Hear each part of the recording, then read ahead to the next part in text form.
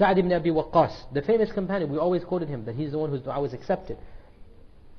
Once he was appointed as a governor of one of the provinces, so some people complained unjustly about him.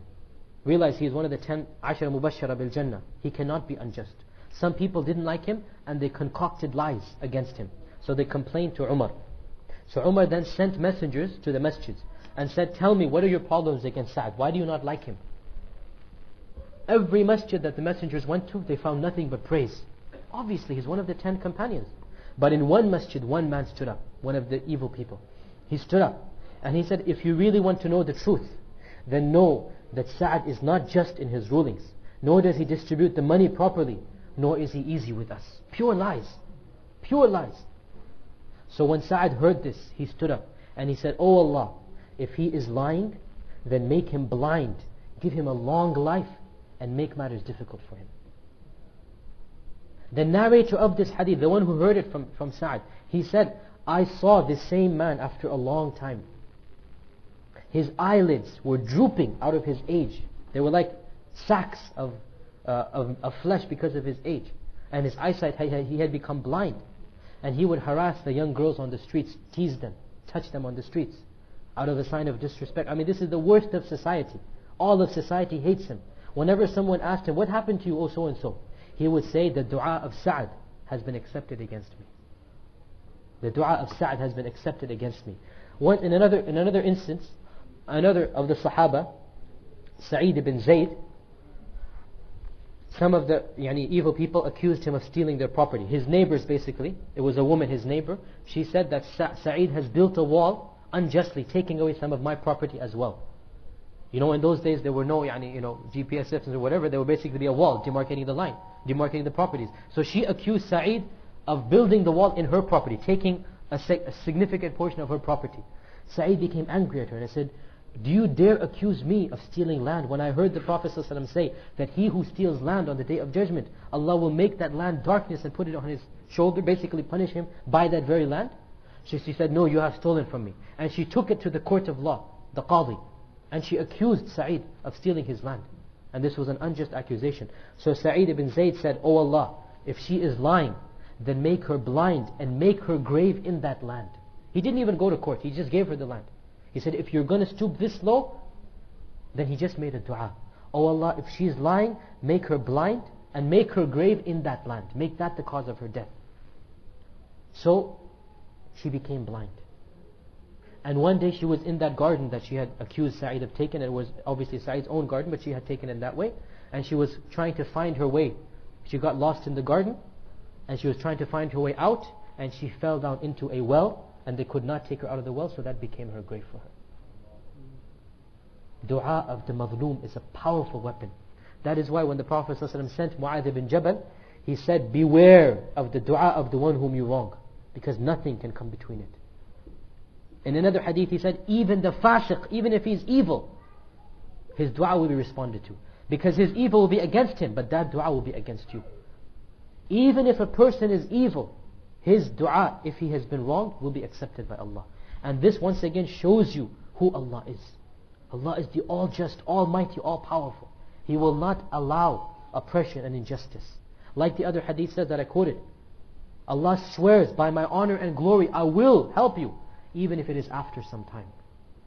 So those people who are being oppressed in the land, have hope, inshaAllah. Allah will of a surety respond to their dua. Another person whose dua is accepted is the traveler.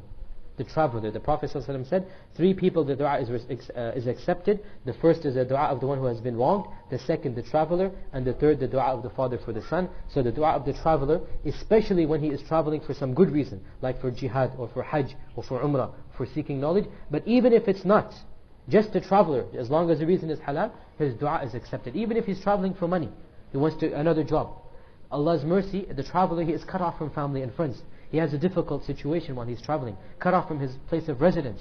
So in Allah's mercy, He allows the traveler's du'as to be accepted.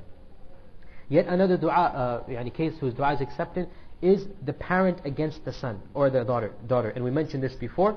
The Prophet ﷺ said 3 are the du'as that are accepted. The last one was the dua of the father for or against his son. And obviously the mother for or against the son and the mother for or against the daughter, all of this applies as well. The same concept is there. For or against, realize this. For meaning you want something good to happen. Against meaning you want something bad to happen. Both types of dua will be responded to. This is of Allah's mercy, of Allah's justness. The way that the children treat the parents, so too when the parents make dua, Allah will respond to that dua. So if the children are good to the parents, therefore the parents will make dua for them and Allah will respond to that dua. And if the children are bad towards the parents, then the parents will make dua against them. And therefore Allah subhanahu wa ta'ala will respond to that dua as well. Therefore, children, be careful in your relationship to your parents. They are your Jannah and your Nar, literally. They are your paradise and your hell. The way you treat them will judge who you are on the Akhirah. Parents, also be careful. If you ever get angry at your children, don't make dua against them. Like we said, do whatever you want, but do not make dua against them. Because Allah subhanahu wa ta'ala might accept that dua, and you yourself will regret that that dua has been responded to. Like the Prophet said, do not make dua against your family and children. Because Allah has given the parents authority over the children, therefore their dua will also be accepted for the children. Another situation is the exact opposite. The children for the parents, especially after their deaths. Especially after their deaths, the Prophet ﷺ said that once a person dies, his good deeds are cut off except for 3. One of them is a son who prays for his parents. And obviously the daughter who prays for the parents as well. Basically, once your parents die, then their rights upon you have not finished. They still have rights over you. That you make dua for them daily, constantly. رَبِّ اغْفِرْ لِي وَلِوَالِدَيَّ رَبَّنَا اغْفِرْ لَنَا وَلِوَالِدَيْنَا. You always make dua for your parents as well. Forgive our children. رَبِّ ارْحَمْهُمَا كَمَا رَبَّيَانِي صَغِيرًا. So many du'as Allah commands you in the Quran to pray for your parents. So once the parents die, this does not mean that our obligation towards them has stopped. Yet another situation, person whose dua is accepted is the one who is fasting. Like the Prophet said, 3 du'as are never rejected. Of them is the one who is fasting. In one narration he said, the one who is about to break his fast has a dua that will not be rejected. So right when you sit down for iftar, if you can concentrate now, this is a sign of ikhlas. If you can concentrate after being hungry for so many hours and you have all these beautiful foods in front of you, this is a good sign of ikhlas. But in any case, this is the time when your dua will be accepted inshallah by Allah subhanahu wa ta'ala.